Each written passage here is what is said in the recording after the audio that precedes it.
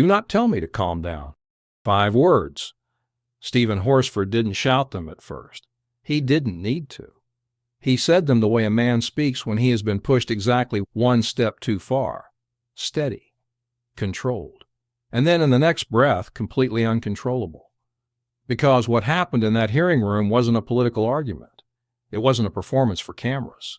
It was a congressman from Las Vegas sitting across from the Secretary of Health and Human Services, holding 2 real stories about 2 real families, and watching the most powerful health official in the United States fumble for an answer that never came. And when RFK Jr. told him to calm down, something broke in that room that couldn't be put back together. Here's exactly what happened, and why it matters more than almost anything you've seen come out of Washington this year. Horsford walked into that hearing with no folder of classified documents, no wire transfer records, no secret memos. He walked in with something the secretary clearly hadn't prepared for. Names. Real people. Deja. A mother from Las Vegas with a medically complex son named Shay. Shay was born at 30 weeks.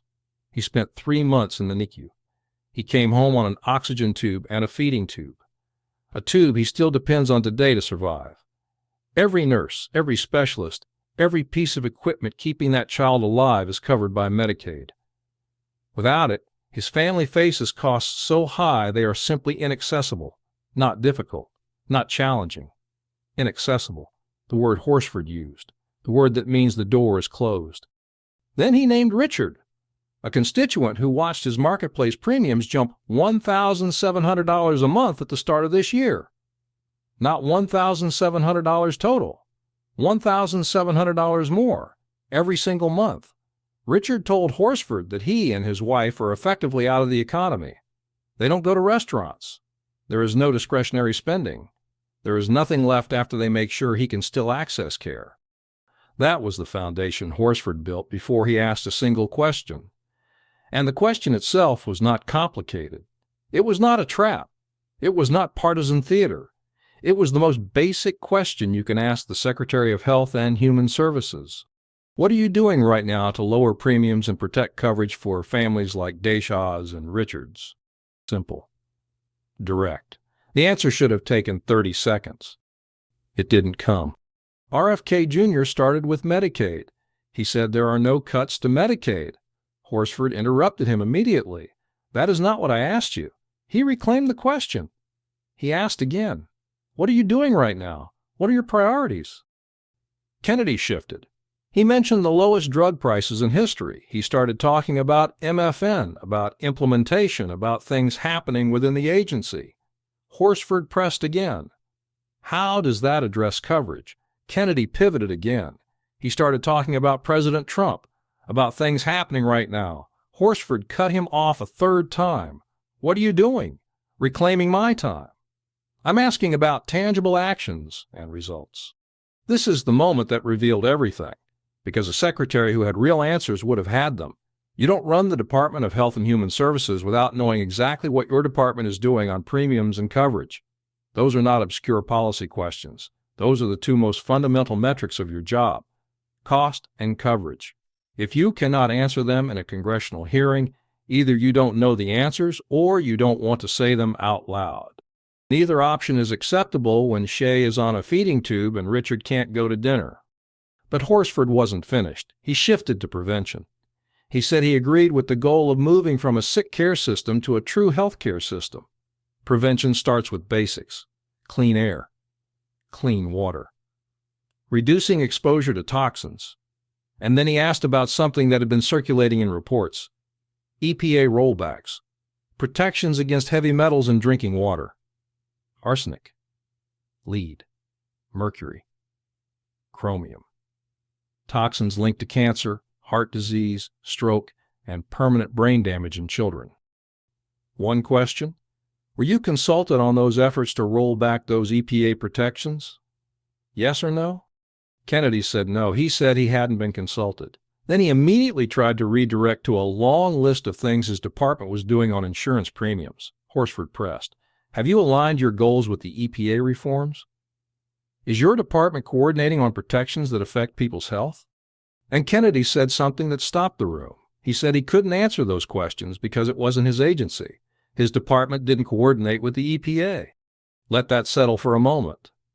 The Secretary of Health and Human Services just told a congressman that rolling back protections against lead and mercury in drinking water, substances that cause permanent brain damage in children, was not something his department coordinated on, not his lane, not his concern, even though it directly and measurably affects the health of every American his department is supposed to serve.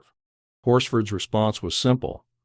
Mr. Secretary, your department is not involved with rolling back protections that would increase exposure to heavy metals, even though it affects people's health.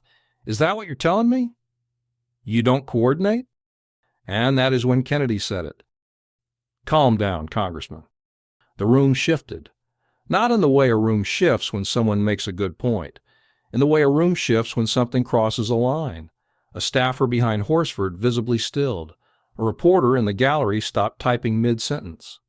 Because what everyone in that room understood immediately is that you do not tell an elected congressman to calm down when he is asking you about lead in children's drinking water and a child on a feeding tube and a family that can no longer afford to eat out because their premiums went up $1,700 a month.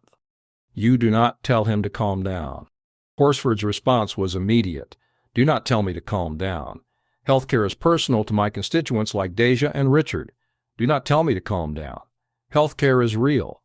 And if you can't answer basic questions, then maybe come prepared next time. Kennedy tried to respond. He said he was trying to answer. He said Horsford wasn't giving him a chance. He said Horsford had started screaming. The chairman called time. And in the final seconds before the microphone cut, Horsford delivered the last line with the flatness of a verdict. You obviously don't have anything to say because you can't even uphold what it is you're doing to reduce cost and coverage. No document revealed it. No wire transfer record.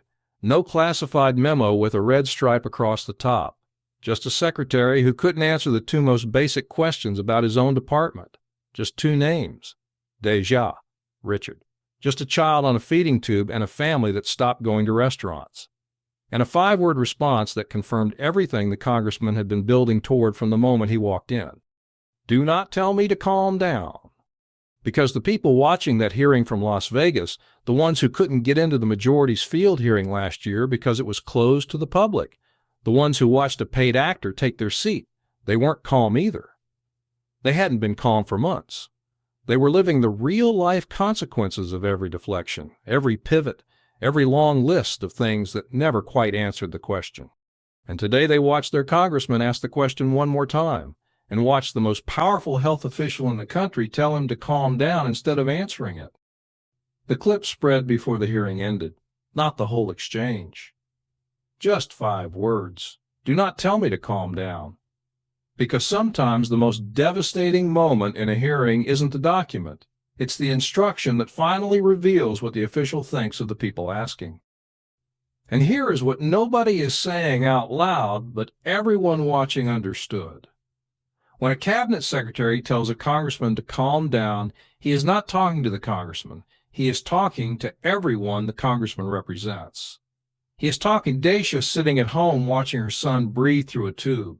He is talking to Richard calculating whether this month's premium leaves anything left for groceries. He is talking to every person in Las Vegas who tried to get into that field hearing last year and found the doors closed. Calm down. That is what power says when it has run out of answers and still wants to remain in control of the room. It didn't work. Not this time. Because Horsford didn't calm down. He finished his time. He made his record. He put 2 names into the congressional transcript that the Secretary of Health and Human Services will now have to carry. Deja. Richard.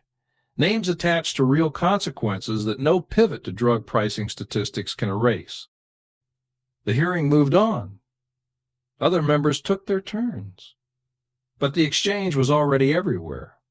Not because it was theatrical. Because it was true. And the truth, spoken plainly by a congressman who came prepared with people instead of documents, has a way of staying in a room long after the gavel falls. Shay is still on a feeding tube. Richard is still not going to restaurants. And the Secretary of Health and Human Services still hasn't answered the question.